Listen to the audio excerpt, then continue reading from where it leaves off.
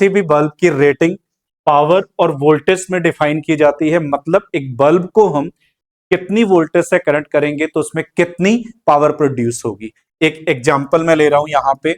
इस एग्जांपल के अकॉर्डिंगली अगर रेटिंग दे रखी है बल्ब की 60 वॉट एंड 200 वोल्ट, इसका मतलब यह है कि जब इस बल्ब को हम 200 वोल्ट पे कनेक्ट करेंगे तो इसमें जो पावर प्रोड्यूस होगी वो 60 वॉट होगी। पर अगर हम वोल्टेज 200 वोल्ट के अलावा कुछ और कर देंगे तो पावर भी चेंज हो जाएगी। इसके लिए जो क्वांटिटी कांस्टेंट रहती है डिफरेंट सर्किट्स में वो रेजिस्टेंस है। रेजिस्टेंस कांस्टेंट होता है किसी भी बल्ब का। जो इसमें अपन फिलामेंट यूज कर रहे हैं उसका जो मटेरियल है उसका रेजिस्टेंस अपने आप में कांस्टेंट होगा।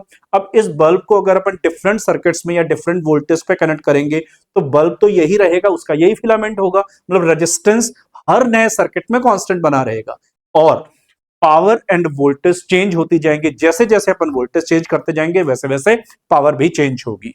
पावर और वोल्टेज के बीच की जो रिलेशन है वो P is equal to V square by R है। सिंस रेजिस्टेंस एक बल्ब का हर नए सर्किट में नए वोल्टेज में कांस्टेंट रहता है तो यहां से P proportional to V square आएगा या फिर P1 by P2 is equal to V1 upon V2 का होल स्क्वायर। ये एक रिलेशन है। इस रिलेशन से नई वोल्टेज के अकॉर्डिंगली कितनी उस बल्ब में पावर प्रोड्यूस हो रही होगी ये अपन कैलकुलेट कर सकते हैं। अब मैं एक एग्जांपल ले रहा हूं यहां पे। इस एग्जांपल में अगर इसी बल्ब को हम V इक्वल टू 300 वोल्ट पे कनेक्ट कर देते then P1 divided by P2 is equal to V1 divided by V2 का होल स्क्वायर है, जिसमें इनिशियल पावर 60 वॉट है। नई वाली पावर अपन को कैलकुलेट करनी है। पहले 200 वोल्ट पे बल्ब को कनेक्ट कर रखा है और बाद में इसे हम 300 वोल्ट पे कनेक्ट कर रहे हैं। इसका होल स्क्वायर ये इज इक्वल टू 4/9 आ रहा है।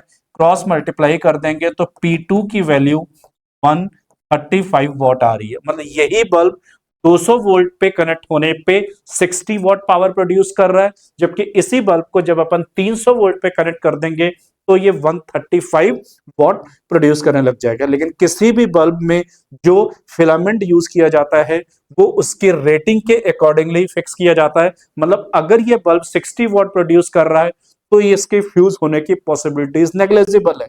पर अगर हम इससे ज्यादा वोल्टेज पे कनेक्ट कर देंगे और ज्यादा पावर हम इससे प्रोड्यूस कराएंगे तो ज्यादा हीट प्रोड्यूस होने की वजह से जो फिलामेंट है वो जल्दी गल सकता है और इसके फ्यूज होने की पॉसिबिलिटीज भी बढ़ जाती है।